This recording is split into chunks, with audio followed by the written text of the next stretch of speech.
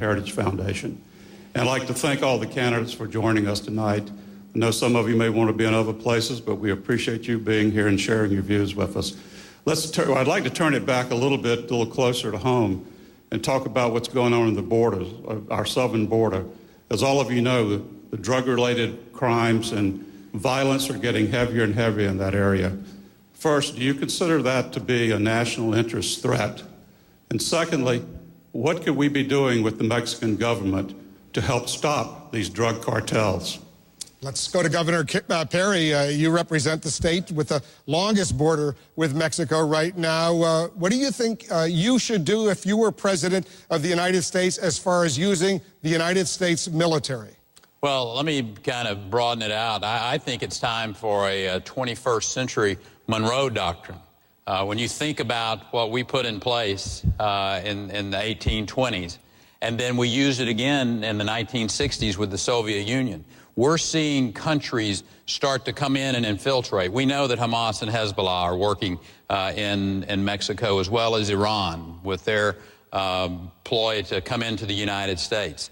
We know that Hugo Chavez and the Iranian government has one of the largest, I think their largest embassy in the world is in Venezuela. So the idea that we need to have border security with the United States and Mexico is paramount to the entire Western Hemisphere. So putting that secure border in place with strategic fencing, with the boots on the ground, with the aviation assets, and then working with Mexico in particular, whether it's putting sanctions against the banks, whether it's working with them on security with Mexico, all of those together can make that country substantially more secure and our border secure. As the President of the United States, I will promise you one thing, that within 12 months of the inaugural, that border will be shut down and it will be secure. Congressman Paul, you're from Texas. You agree with your governor? Not entirely. No, the drug war was mentioned. I think that's another war we ought to cancel because it is to nobody's benefit. And that's where the violence is coming from. But yes, we do have a national responsibility for our borders. What I'm sort of tired of is all the money spent and lives lost worrying about the borders between Pakistan and Afghanistan, forgetting about our borders between the United States and Mexico. We should think more about, what we're doing at home. We need better immigration services, obviously. But, if you subsidize something or give people incentives, you get more of it. So if you give easy road to citizenship, you're going to have more illegals. If you have a weak economy, which is understandable and we should have prevented, that's understandable. But mandating to the states and to Texas that we have to provide free medical care and free education, that's a great burden. It was a great burden to California and all the border states. So I would say eliminate all these benefits and talk about eliminating the welfare state, because it's detrimental not only to here but the people that come, because that's the incentive to bring their families with them. But I just wanted you to clarify, when you say cancel the war on drugs, does that mean legalize all these drugs? I think the federal war on drugs is a total failure. You can at least let sick people have marijuana because it's helpful, but compassionate conservatives say, well, we can't do this. We're going to put people who are sick and dying with cancer, and they're being helped with marijuana if they have multiple sclerosis. The federal government's going in there and overriding state laws and putting people like that in prison. Why don't we handle the drugs like we had alcohol? Alcohol's a deadly drug. What about the real deadly drugs are the prescription drugs? They kill a lot more people than the illegal drugs. So the drug war is out of control. I fear the drug war because it undermines our civil liberties. It magnifies our problems on the borders. We spend, over the last 40 years, $1 trillion on this war. And believe me, the kids can still get the drugs. It just hasn't worked. Herman, Cain, let me let you weigh in. Yes. Allow me to answer the gentleman's question. The answer is yes. An insecure border is a national security threat for the following reasons. Number one, we know that terrorists have come into this country by way of Mexico. Secondly, 40% of the people in Mexico, according to a survey, already believe that their country is a failed state. Thirdly, the number of people killed in Mexico last year equals the number of people killed in Afghanistan and Iraq combined. So yes, so let's solve the whole problem. Number one, secure the border for real. Number two, enforce the laws that are already there. We don't need new laws. Number three, promote the current path to citizenship. Clean up the bureaucracy in Washington, D.C. so people can come through the front door instead of sneaking in the side door. And number four, to deal with the illegals that are already here, empower the states to do what the federal government is not capable of doing. Let's stay on this subject. Go ahead, please. I'm Nick Schultz. I'm the DeWitt Wallace Fellow at AEI, and I have a question about high-skilled immigration. We hear a lot about low-skilled immigration, so I want to ask you about high-skilled immigration. What would you do to ensure that the United States is as welcoming as possible to the world's skilled immigrants and entrepreneurs? Senator Santorum. Well, as the son of a legal immigrant to this country, I strongly believe in legal immigration and believe we are that shining city on the hill, that our future, if you look at all of the jobs that are being created in our economy today, a huge percentage of them come from the legal immigrants to this country who have innovated, who created great products, who created great companies, and employed lots of people.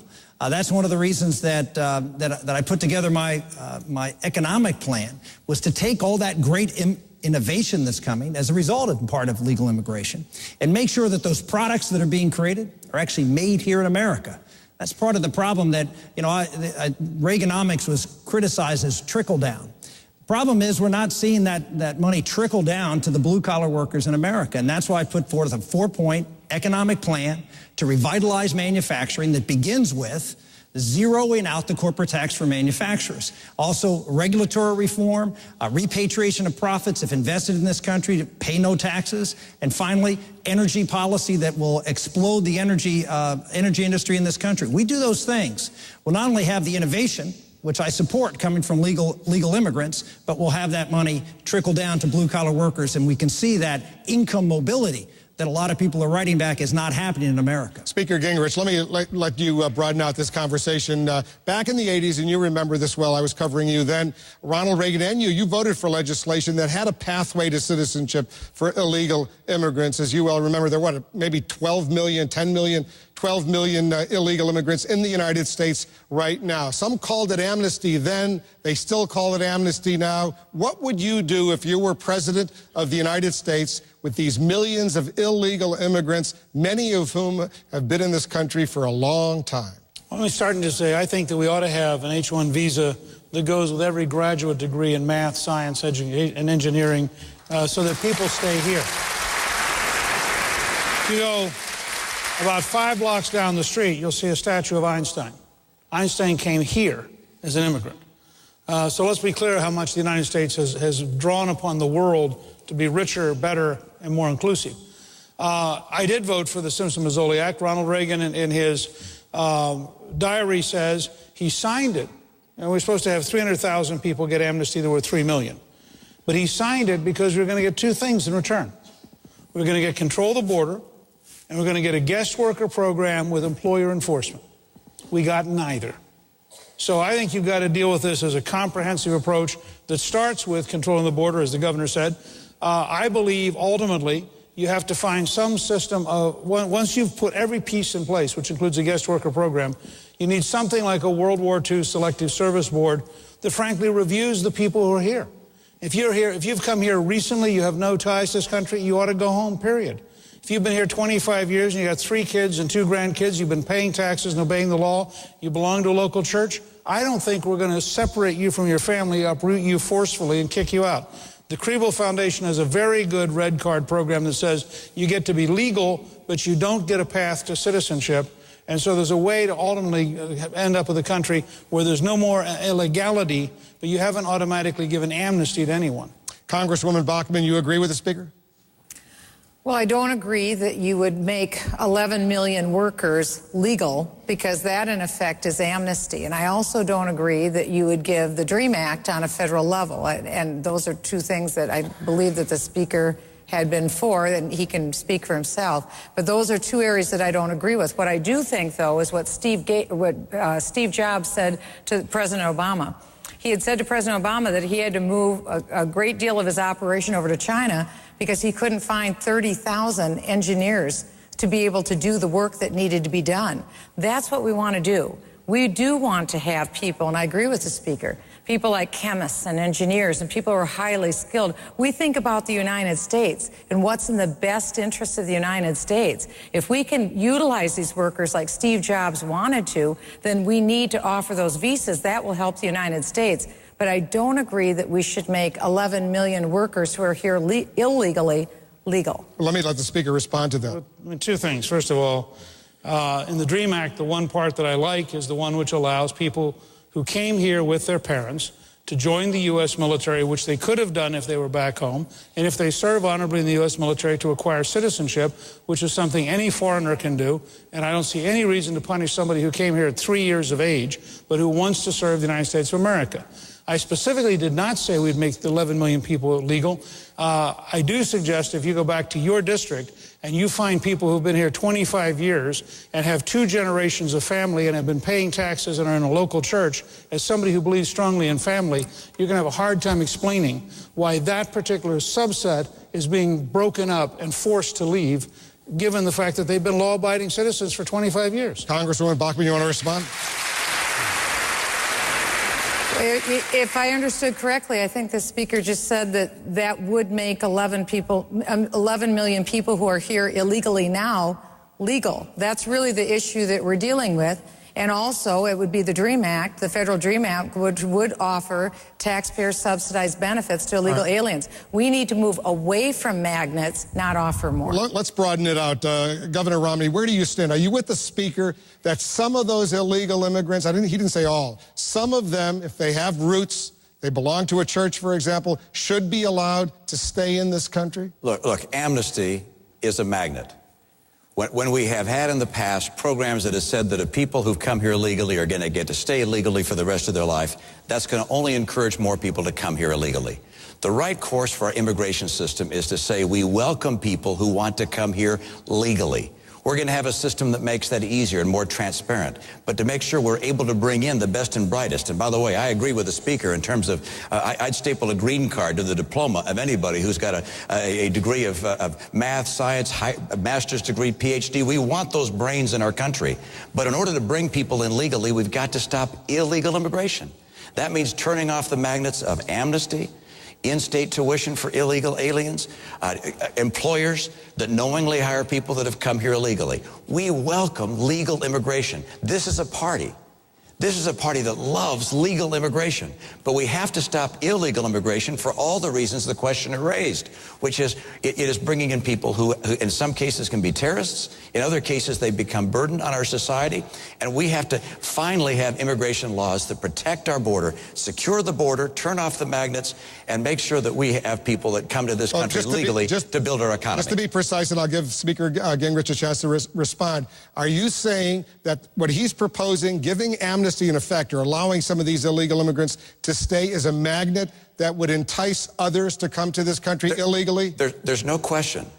But the saying that we're going to say to the people who've come here illegally that now you're all going to get to stay, or some large number are going to get to stay and become permanent residents of the United States, that will only encourage more people to do the same thing. People respond to incentives. And if you can become a permanent resident of the United States by coming here illegally, you'll do so. What I want to do is bring people into this country legally, particularly those that have education and skill that allows us to compete globally.